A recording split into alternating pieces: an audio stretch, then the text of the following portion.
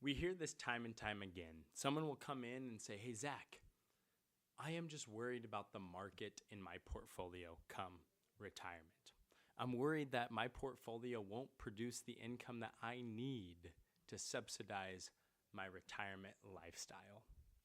And when we think about your portfolio composition, it's not just a growth focus. This is why it's critical to align your portfolio to the goals that you have set out for yourself in retirement. And now, if that's only income, great, let's align that portfolio. If it's traveling more, if it's relocating, buying a second property, these are things where we look at your portfolio and we compose that portfolio in such a way to support the goals that you have in retirement. And so when we think about being invested and when we think about income in retirement, we use what's called the bucket investment strategy. And what we do is we strategically bucket your investments with different goals around each bucket to make sure that you don't run the risk of outliving your portfolio.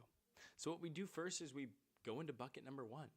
And bucket number one is our liquidity bucket. These are funds that you're going to need in the next 0 to 3 years. Depending on your situation, you'll need anywhere from 0 to 3 years of funds in this bucket. And this bucket is invested in cash and cash alternatives, money market funds, maybe it's CDs, maybe it's a high yield savings account. Very liquid. Now, bucket number two, these are funds that we won't need for the next 4 to 7 years. And see, these funds are invested in fixed income, bonds that pay interest, as well as dividend paying stocks. And the whole goal of bucket number two is as we take money from bucket number one, we replenish that bucket with the dividends and interest that we're collecting off of bucket number two. And finally, we have bucket number three. And bucket number three is our growth bucket. See, these are funds that we aren't going to need for 8+ years. And so we're allocated into growth-focused investments like stocks.